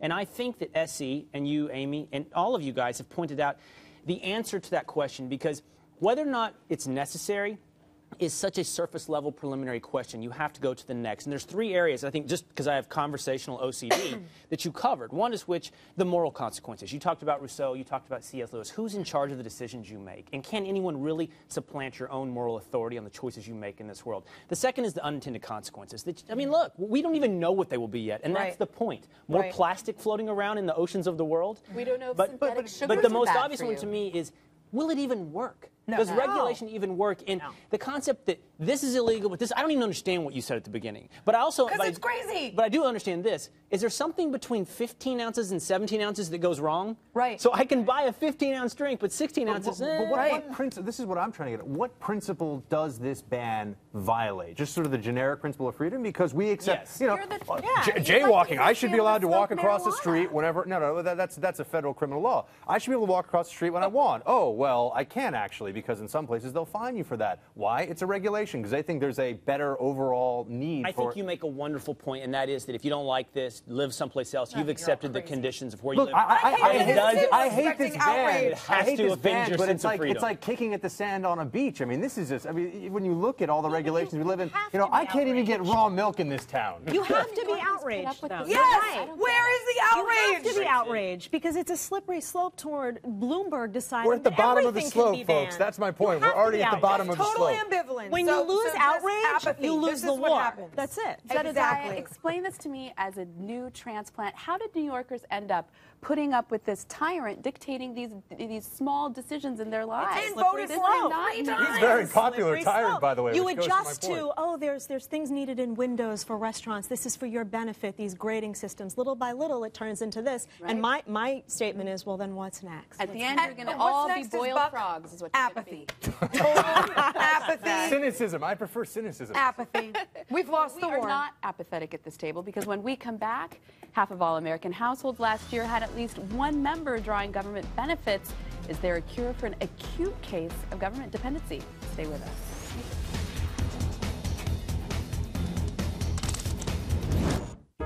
In 2000, the U.S. national debt was $5.6 trillion. and gold was $272 an ounce. By 2010, the U.S. debt was $13.5 trillion. Gold had risen to $1,421. Today, our government is projecting over $20 trillion of debt in the year 2016. Isn't it time you own gold? You can't control federal spending, but you can control where you put your investment dollars. Goldline has safely delivered billions of dollars in gold to its clients for over 50 years. Diversifying with gold is a smart strategy, and it's easy to get started. Call Goldline and get your free investor kit. Be sure to ask about our price guarantee program. Use your credit card for safety and convenience, and enjoy free shipping. Call Goldline now and buy gold with confidence. Get started today with Goldline. Hi everyone, this is Amelia from FreedomWorks, here to invite you to a very special event. Free Pack is a national gathering of Americans interested in restoring freedom. This year's event will feature speeches from Glenn Beck, Dick Armey, Matt Kibbe, and many of the biggest names in the freedom movement. So go to freepack.com today to pre-register and help restore liberty in your community and across the nation.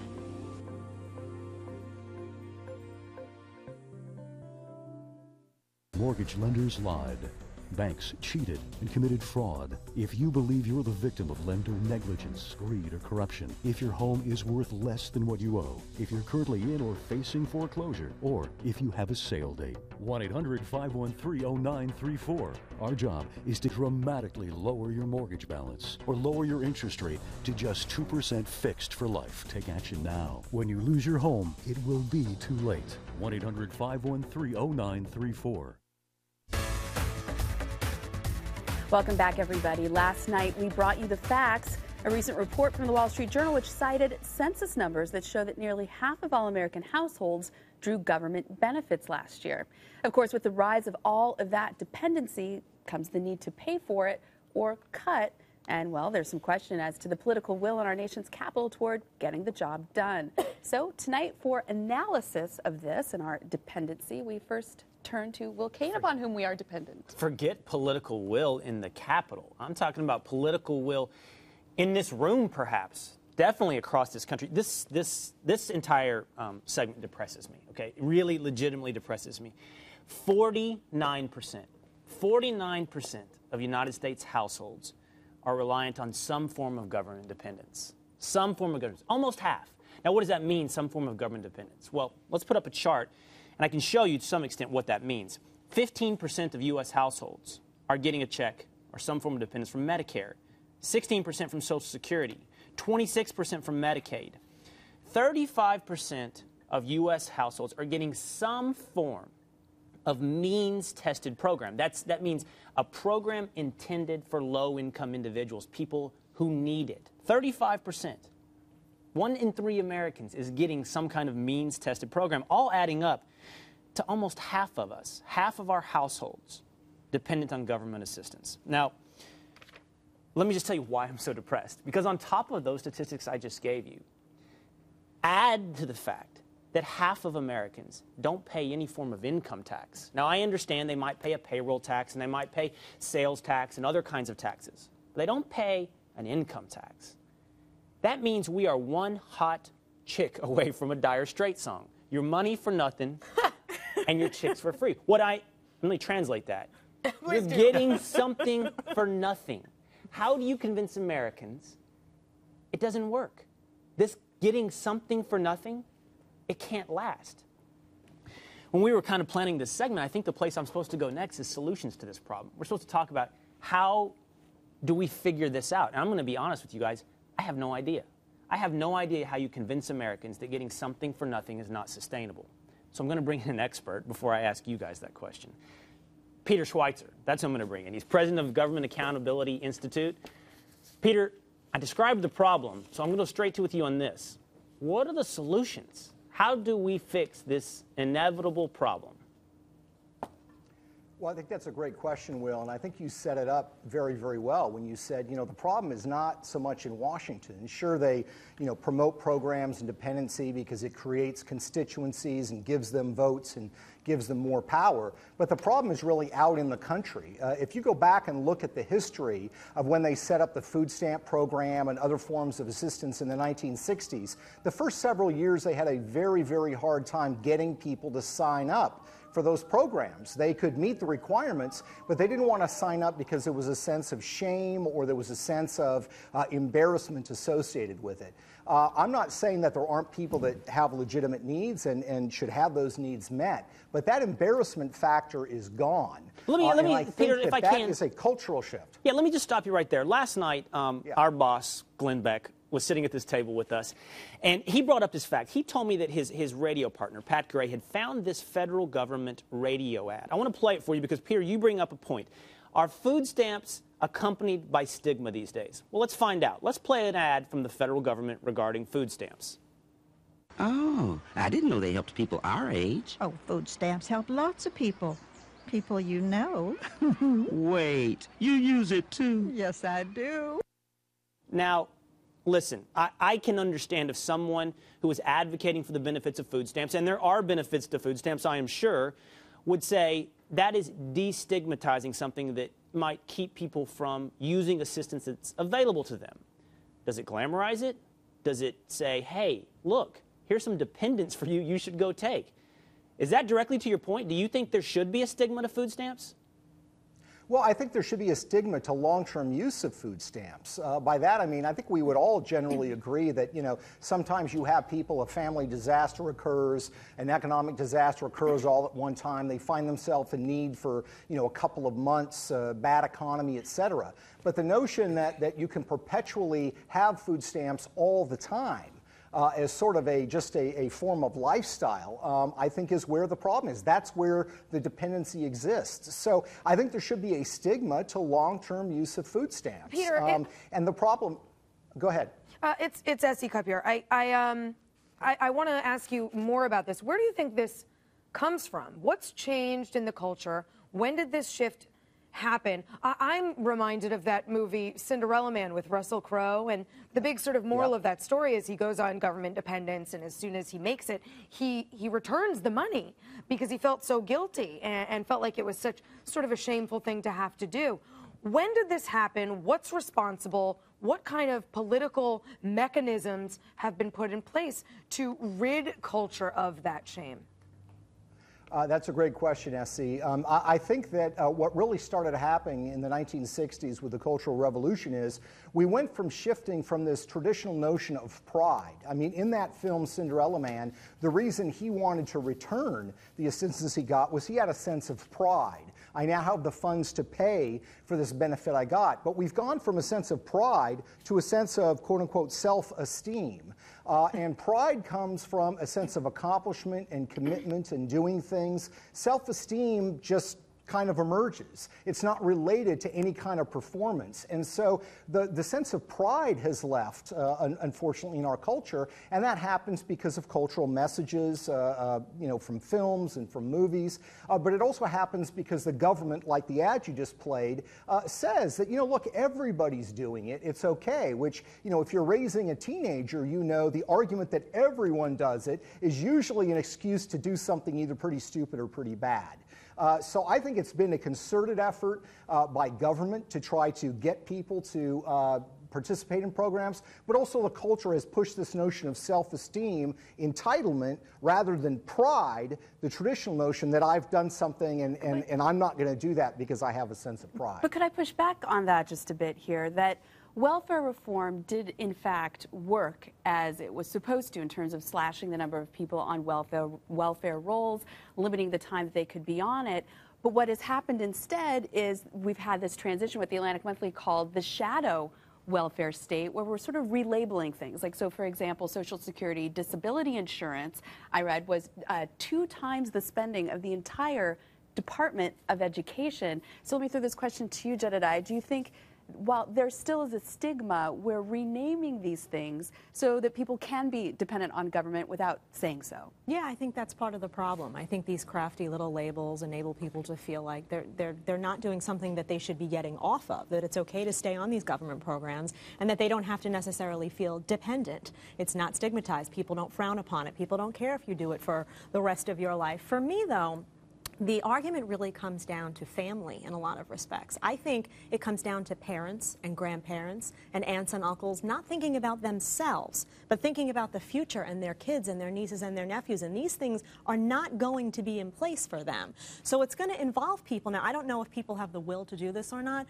but looking way beyond themselves to future generations and realizing that if something isn't done, these things aren't going to exist, and there is going to be no way for any sort of program like this to exist in any capacity. We've talked about the culture surrounding this. We haven't really gotten into the politics of it, and I do think that it's worth noting that the Democratic Party, and this is really, Will, to the issues you've brought up here about half of the country doesn't pay federal income tax, now half the country is getting some sort of government benefit. It seems that being the party of continuing to give you stuff, forget about the deficits, particularly in the short term, as in the election coming up this fall, being the party that keeps the goodies coming, whatever they may be, from the federal treasury, is probably a winning strategy. I want to throw that out to Peter, actually. Peter, do you think that the Democrats have basically just planted their flag on this issue in terms of we're going to make sure that none of this changes? In fact, we're going to up these programs, and how that ties into destigmatizing it and everything else? It's really a broader political strategy, yes?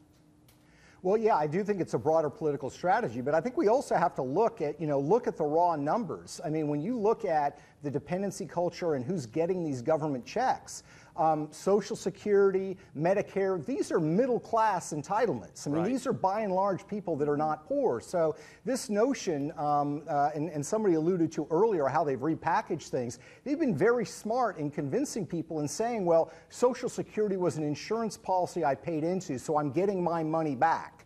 Which is true in a sense, but it's really not true. It's a creative way of making people feel better about getting this government money.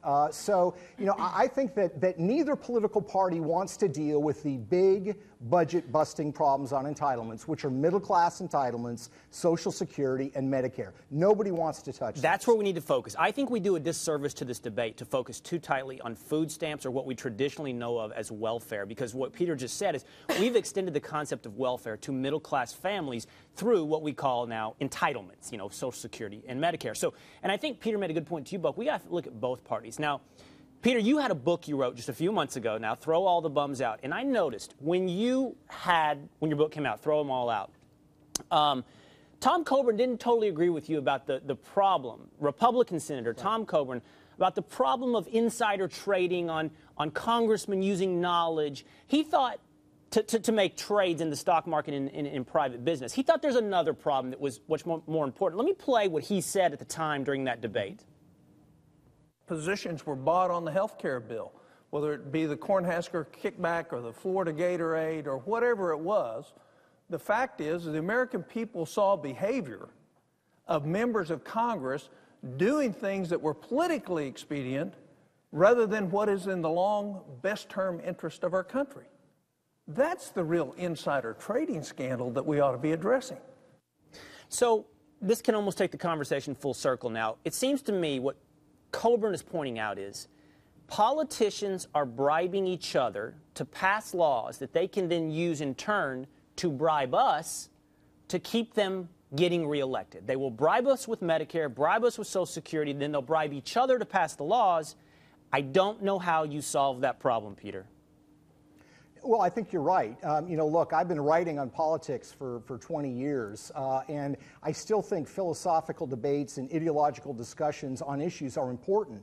But I got to tell you, my experience on most of this stuff has become follow the money. I mean, who's spending money, who's getting that money, who's benefiting from somebody getting that money, and I think Coburn is right. I mean, the scandal here is that when it comes to Social Security, and I hate to sound cynical, I don't think at the end of the day the issue is what's going to be best for the elderly, what's going to be best for the budget. It's who's going to position themselves politically to benefit from it, and who's going to give them a system of largesse that's going to help their political base. And that's the reality of where we are. And I think we need to start being honest about that and recognizing and frankly being cynical enough to see that this really is about people passing out tens of billions of dollars that our kids and grandkids are going to have to end up paying for. That's really what this is about. All right, Peter, thanks so much for joining us. We appreciate it.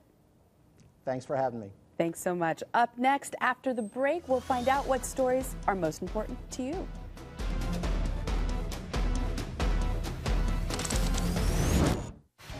The TRS Files, True Tax Resolution Stories. My name is Gibb, and I am not an actor. As a result of my dealings with Tax Resolution Service, my tax burden to the IRS went from more than $35,000 to zero. If you owe the IRS over $20,000 or more in back taxes, have unfiled returns, or are under audit, call Tax Resolution Services now, 888-7804-TAX, or visit taxresolution.com/GBTV. Food independence, emergency preparedness, self-reliance. MyPatriotSupply.com. Get our survival seed vault and feed your family from your own garden for just $37.95. Our non-hybrid heirloom seeds are genuinely American, just like you. Your survival needs and survival seeds are at MyPatriotSupply.com. MyPatriotSupply.com. Self-reliance. MyPatriotSupply.com. Hi, I'm Joe Gray with the GoJo Hands-Free, the only device on Earth that's truly hands-free. These things are not hands-free. You stick them in your ears, gross, but you still have to hold your phone. And these are not legal for hands-free driving. The GoJo goes on in 1 second. Hello? 1 Mississippi. Hey Mom, I can't talk right now. And it works with all phones. Flip phones, cordless phones, even landlines. And pop it off. Any phone, big or small, even the most radical moves won't knock it off. The GoJo goes on with one hand, so you can keep your eyes on the road. I love it. It's true hands-free. Call now and I'll send you 2 GoJos for just $10. And I'll throw in my Super Grip mat absolutely free. It grips and holds your phone, music player, or anything else you can think of. Call now and I'll double the entire offer. Just pay processing and handling. That's 4 GoJos and 2 Super Grip mats for just $10. To order for $10 plus processing and handling, call 1-800-493-0575 or order online at gojohandsfree.com. Sesame Street is a beloved and apparently multi-purpose program, both educating children and getting terror suspects to talk. You can get the details on this at The Blaze, but before you do, stick around to find out which stories made the cut for tonight's top 3. For that, we're joined by the site's editor-in-chief, Scott Baker. Hey, Scott. I always thought Elmo was kind of terrifying. We have a lot going on The Blaze today, and checking Chartbeat to see what people are clicking on right now. A couple of interesting patterns emerging here. Number 3 story on The Blaze right now involves Michelle Obama's appearance on The Daily Show, talking about her husband and about pivotal points in his life, and one pivotal point indeed, about how he kind of got his act together after his father died, and he decided to transfer to Columbia and get serious with his little... Oh, wait a minute. That wasn't exactly what happened. She screws up one of the major points in her own husband's biography, gets the date of the father's death, and it's all messed up. Take a look. The number 2 story on the site right now involves that horrifying story in Miami, the zombie face-eating incident that has gotten so much attention this week. It's almost too disgusting to talk about here on Real News at dinner time. And in fact, I would say that it's the number 2 story on the site, probably at this point, not because of Blaze readers clicking on the story. It really is just getting through search. It's one of those things where it's just people are searching about this story and they're looking in it, and our story is popping up high and we're getting traffic that way. Your little insight into traffic tonight. The number 1 story on the site right now went up not too long ago, and it's pretty interesting.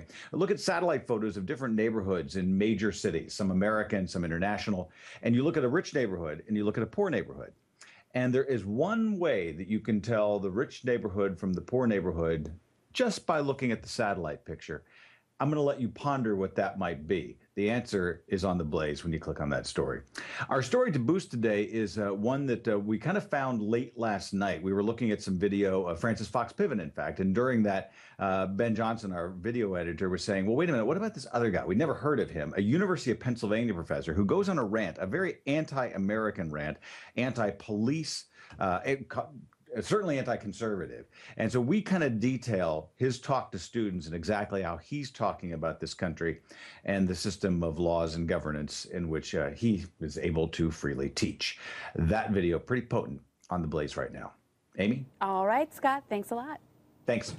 Up next, an advanced cyber attack on Iranian infrastructure has some wondering, have we finally moved past diplomacy and into acts of aggression? Stick around.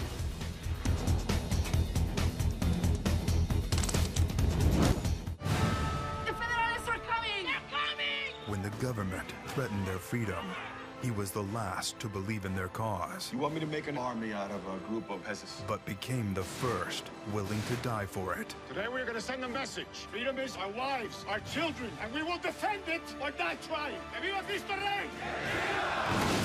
Andy Garcia, Eva Longoria. For Greater Glory, rated R, in theaters this Friday. By age 5, I could drain a three-pointer. By 8, I could outplay opponents twice my size. By 10, I knew someday I would make the pros. Focus, dedication, determination. These are the things that have prepared me for today.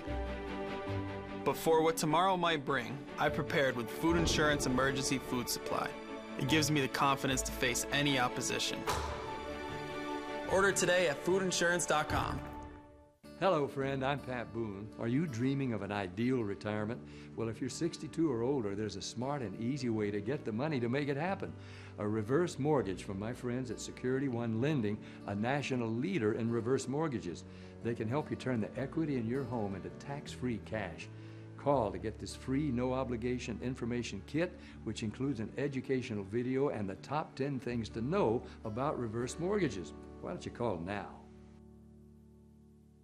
If you're living with diabetes and have Medicare or private insurance, here is some great news. Call United States Medical Supply today, and we'll send you the smallest glucose meter in the world, absolutely free. It only takes a speck of blood, and it gives me my results in 5 seconds. And there's no coding for easier, more accurate results. Don't let diabetes get in the way of living. Give us a call today at United States Medical Supply and get the smallest meter in the world for free.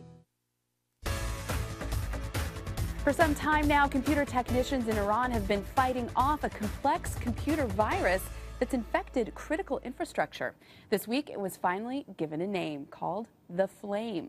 The malware has caused major disruptions in the Islamic Republic, but just who is responsible for it? Well, that remains a mystery. So, Buck, what's going on here? Well, we can just talk about what we know based on the New York Times and Washington Post reports here. Apparently there's a virus, the sophistication of which is just mind-boggling, and it is able to turn on devices that it's not even necessarily connected to. This is what they're saying. It's actually a Russian firm that is involved in breaking this thing down, analyzing it, trying to figure out what's going on. They're saying it could take them months and months, maybe even years, to fully know even what this thing is. And so Kaspersky is the name of the Russian firm. And meanwhile, you also have countries in the Middle East and Iran specifically saying that this has turned up. The Iranians now officially have told the Associated Press that they've dealt with this. But it just raises some interesting questions because, I mean, this is, again, when you're talking about a cyber issue like this, a cyber attack like this, it is something that is inherently kind of global because of the interconnectivity of the web. This has obviously been popping up in a bunch of different countries. And it raises some pretty major issues. And I thought that really it's best to just get our guy in here who really knows what's going on. So we have Adam Myers, who's Director of Intelligence for Crowdsource. Adam, how you doing? Thanks for joining us. Hey, thanks for having me. So, Adam, first I just got to ask you this because I read about this and I'm not a cyber guy. This just seems like something out of a science fiction novel. Turning on these devices, I mean, this kind of a program, is this even just theoretically feasible, or is Kaspersky maybe overstating this? No, this type of thing we see fairly frequently. The complexity of cyber attacks has gone up over the last several years. At CrowdStrike, we have a number of different samples that certainly can access all different components on the system that's being targeted. So it does sound like science fiction, but unfortunately, it's a day-to-day reality. And a question I have for you, and I raised this in the intro, Adam, is once this sort of thing is out there, once it's on different systems, Is it possible that, because there have been already assertions that this is a very sophisticated thing, so therefore certain types of individuals or organizations would have to be involved, but can you reverse engineer this kind of a thing? Meaning that if you are a group or even a country possibly that doesn't have this sort of capability to come up with this on your own, but let's say some of this ends up on your systems, is there a threat that you could reverse engineer this and turn this into your own weapon? Potentially, you could potentially do something like that. We've had samples in the past where simply changing the command and control information on the binary itself would allow you to now take control of that threat. This one is slightly more complicated. I don't think it would be as simple as just taking over, changing the command and control information in the binary, but certainly it could theoretically happen. Hey there, this is Amy here. I was reading a journalist who kind of raised a conspiracy theory. I'm curious to know if you put any credence in it, that the existence of this really astonishing to us civilians anyway, malware really was only revealed after our talks with Iran in Baghdad broke down. Do you think that there was any sort of political reason for making Iran aware or, of this, the flame? Well, this was first announced back in April of this year when the Iranians identified some sort of malware on systems tied to their oil facilities. So they announced this information, and only recently, this past late last week, did it really become prevalent in the media and throughout the community as well, because of the Kaspersky and as well a group out of Budapest called it's a university program out of Budapest that was, I think Crisis Labs is how they pronounce it, and they had done a deep dive analysis on this sample that they were able to collect. Hey, Adam, this is now everybody within.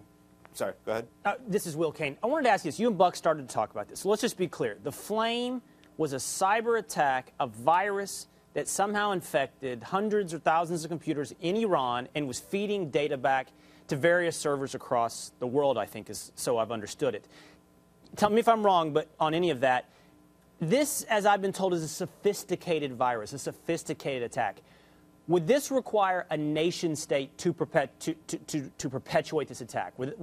Can we analyze and say, yep, a nation state was behind this? I don't know that we're at a point to make any sort of declaration as to who's behind it. Malware of this complexity can be designed by any number of people. This one's very specifically built to collect information and to go out and suck down everything that it can. The attribution on that will take a while to really understand. So you're telling me 5 guys in a garage could have built this thing? If you got the right 5 guys in a garage, sure. So, Jedediah, let's look at the politics a little bit about this virus. Israel apparently has been sort of cagey about whether or not they were that nation state. Other analysts say only the United States could have done this. Is it in our interest and Israel's interest to sort of take credit that we have this pretty magical, amazing kind of malware that can literally turn on microphones, record conversations, and leap from machine to machine? Well, I think a lot of people are assuming that the United States and Israel are behind this. I read a few articles today that were saying there were specific reasons that they could trace this based on the type of technology used and otherwise. Adam's saying perhaps it might be otherwise. I'm not really sure, but I think there's a big implication that comes with coming out and saying this is us, because if you're talking the way Barack Obama talks about some level of diplomacy and having some negotiations and having some talks on the table and trying to keep some sort of level of peace going on, obviously if you come out and say, well, we're taking credit for this, that's going to compromise that a little bit. I think it's a tough move, it's a bold move if we are in fact behind it to say, you know, maybe we're changing the definition of combat here and people think we're disengaged, but we're not. But I don't think this administration would be an administration to necessarily go that route. Is it possible this could be, and you know, tinfoil hat me if you want, but is it possible that this could be an Iranian invention designed, go with me here, to sort of plant a political seed that the United States or Israel has targeted Iran? I'm thinking since it has ties to their oil production, maybe this is an attempt to suggest that as the United States has tried to tighten its sanctions on Iranian oil, this is a way for them to say, look at what the United States is doing to us. Look at what the Western world is doing to us. And well, let me say this. Don't we deserve maybe a little international sympathy? I don't know what this does to your tinfoil hat idea, whether or not it supports or takes away from it. But let's just say this. This attack doesn't exist in a silo. We can put up a list of things that have occurred over the past several years. That from 2004 to 2007, we know that Iran joined the Iraqi insurgency. In 2010, sanctions started on the Iran Central Bank. Right. In 2010, also, a Tehran University physics professor was killed. After that, an Iranian nuclear scientist was killed. Right. After that, in 2010, we had the Stuxnet virus. In 2011, another Iranian nuclear scientist was killed. In 2012, another Iranian nuclear scientist was killed. And then we hear just in the last year, and then again this week, that Iran has had plots in place to kill United States diplomats across the world, the newest one being this week in Azerbaijan. So you're saying I have And a now chance. we have the flame virus. We could What add to I'm that saying, list the drone that was either fell out of the sky or was shot down by Iranian military. what I would say is that suggests to me, and I have no special knowledge, and Nor do I. that there is something going on between Strange things are afoot in Iran and someone. Okay. I wanted to pose Well, this. you could. Oh, Adam, come in. Go ahead, please.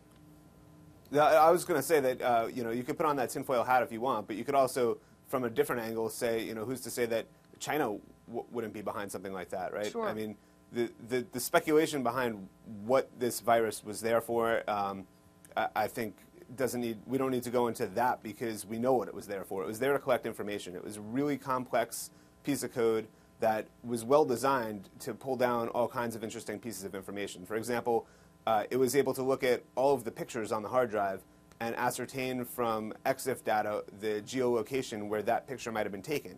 So if you think about that from a collection standpoint, if I want to narrow down to a specific piece of information that was collected by GeoIP, that would be a great way to kind of collect that on the victim computer and bubble that back up to the collection itself. Adam, I wanted to ask you, Secretary of Defense Panetta has said that there could be a cyber 9/11. FBI Director Robert Mueller has said that cyber may surpass counterterrorism as a major threat to U.S. national security. Do you have that fear? I mean, do you think that cyber attacks actually could lead on to a hot war at some point in the future? I mean, just looking out and looking into what's going on?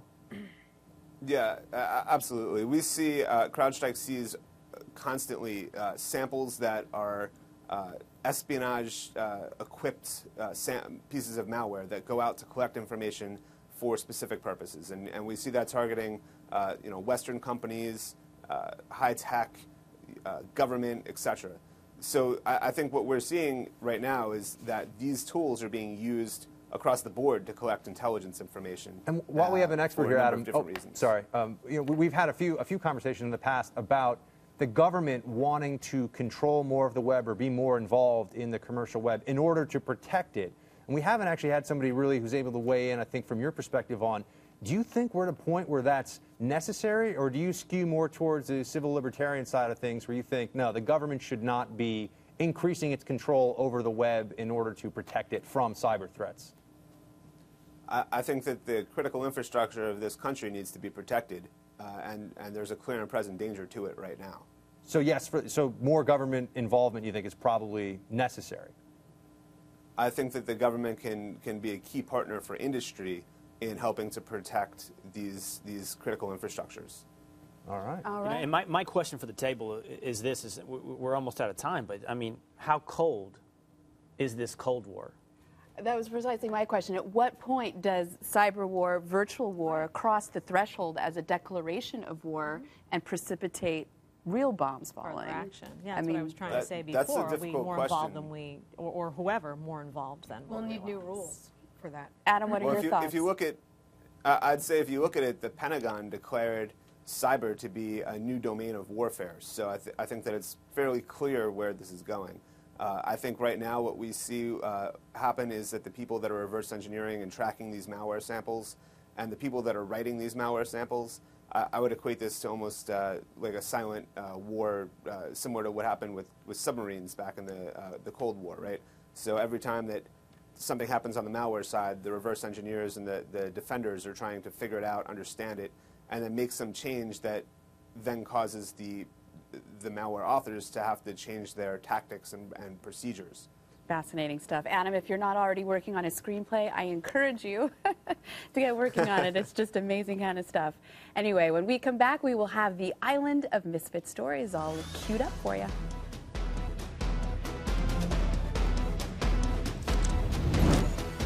Coming this year from Mercury Inc., President Obama calls his childhood mentor Frank, but he was so much more. A writer, an entrepreneur, an activist, and a full-fledged communist. Author Paul Kanger reveals the untold story of the communist who changed America forever. Then, a publishing first, a 10-part ebook thriller series released over the course of 1 year. From New York Times bestselling author Chris Stewart. By June, the battle will be raging, not for the Oval Office, but for our souls. It's time to find a new way forward. The Ultimate Voter's Guide from Glenn Beck. In the fall, return to entertainment with 2 groundbreaking sequels. First, the young adult thriller Michael Vey, Rise of the Elgin. And then, the long-awaited sequel to Glenn's smash hit novel, The Overton Window, finally arrives. It's a year of education, entertainment, enlightenment, and of course, the election. All coming this year from Glenn Beck and Mercury Inc. People are talking. Join the conversation. Like GBTV and Glenn on Facebook, and follow us on Twitter. Let your voice be heard. This is the Glenn Beck Program. We're shooting in the Ivory Coast, and we're exposing a UN peacekeeper massacre of unarmed Ivorians. And we came back to our hotel room after a long day of shooting, and I walked into my room, and the room was perfectly made up by the maid, except the safe in my room was open. The money and the passport were still there. The SIM card for my phone was taken out. Under my pillow, I slept with a hunting knife because it was a pretty rough part of the world. That was gone, but there was so daintily put on my pillow a picture with a guy with his head clean blown off, as a nice warning that maybe I wasn't wanted here. I think I can say with some degree of confidence that no collection of stories is more deserving of the Misfit mantle than the one we're about to bring you tonight. So, Buck, start us off. Well, there's a meeting of the shadowy Bilderberg group going on right now in Chantilly's Westfield Marriott Hotel. And there is an unprecedented security crackdown going on because of some of the high-profile individuals, which in the past, they've included people like members of the Rockefeller family, Rothschilds, Henry Kissinger. And here's the thing. Yeah, here's the thing. And there are demonstrators there. One of the most prominent would be the radio host Alex Jones. Here's the thing about this Bilderberg group. People say a lot of stuff about them. They say that they're sort of a global Illuminati.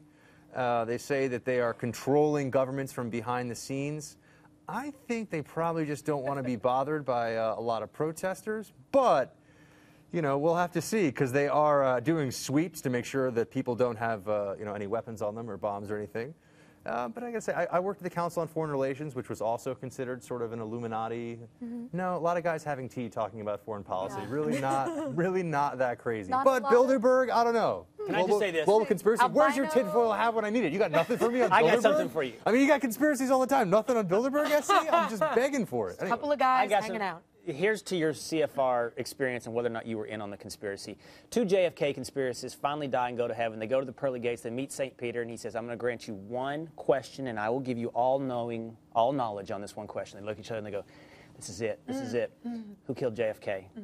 St. Peter says, Lee Harvey Oswald. They look at each other and go, this is bigger than we thought. That's funny. So it wasn't, you just run in on it, Buck. That's funny. All right, Jedediah, any albino monks for us? I have a story about Clint Eastwood's daughter, Francesca Eastwood, who caused quite a stir when she set a $100,000 handbag, that's a purse, $100,000, on fire. Her and her boyfriend, who is a photographer, did a series of panels where, and we have some photos for you guys. You need to take a look at what they did. They slashed the handbag with a chainsaw. They lit it on fire. They went to extreme That's a measures. Birkin. It's a Birkin bag. Now, why is this important? What? Because there is no bag like the Birkin bag. People get on waiting lists to get the Birkin bag. Years long. It's a fortune, $100,000, as we said.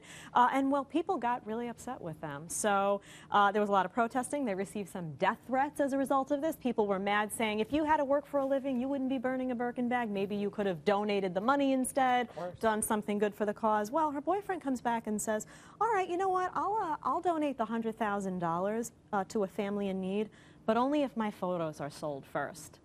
Kind of lower than low. Wow. Not the way to come back and make yourself look good. No. But I'm still damaged from what I saw that bag suffer, so I'm going to need some therapy after Where's that. PETA on that? Come on. Yeah, crocodile died for that. That's right. Let me tell you who's not in need of $100,000 in donations. That's what you call a segue. Nice. This would be 17-year-old Texas honor student Diane Tran. Now, Diane spent the night in jail in Texas for truancy. Texas has a law that if you miss 10 days of school in a 6-month period, you'll be turned over to the justice system. And a judge in Texas said she's going to spend the night in jail for missing so much school. And his theory was, if you let one of them run loose, what are you going to do with the rest of them? A little stay in the jail is not a death sentence. Well, this didn't sit well with the internet because Diane, Diane has 2 full-time jobs. She works at a dry cleaner full-time after going to school from 7 a.m. to 2 p.m. She works on the weekends for a wedding planner. She supports her older brother going to Texas A&M and her younger sister as well. Wow. Her parents have both abandoned the entire family. So Diane is going to school, working jobs, supporting 2 family members, and she happened to miss a little school. I'm hoping this didn't sit well with Texans, by the way. You said the internet, but I mean, well, is there outrage on this? Or? Yes, that's right. my point. That's why I said Wow. there's outrage on this. The judge said he didn't know all the circumstances of her condition. Well, did you see that his last name is Moriarty? His last name Yes. is Judge. His first name is Lanny. Sherlock whatever that's Holmes' arch Nemesis, yeah. Yeah, Nemesis. That didn't really do anything right. for me. I was with you on that. Amy. That's what I'm here Is for. this an Irish joke? Where is this going? I was like, well, his first name's Lanny. Got it. Anyway, the internet's outrage raised $100,000 for Diane. She got $100,000 in donations to help her out. But you know what she said? There's some other kid that needs that's struggling more than me. way. I don't need the money. Don't give it to me. Oh my God, compared to that photographer kid. Wow. And as far as our amazing. conversation before about entitlements, that's what we need more of to stop that culture from. We need her to run for office. That's what we need. What an amazing young woman. SE. Well, crew, can you tell me, do we have these? I thought someone was going to put together like a Squatch alert for me every time I was going to do a Squatch story.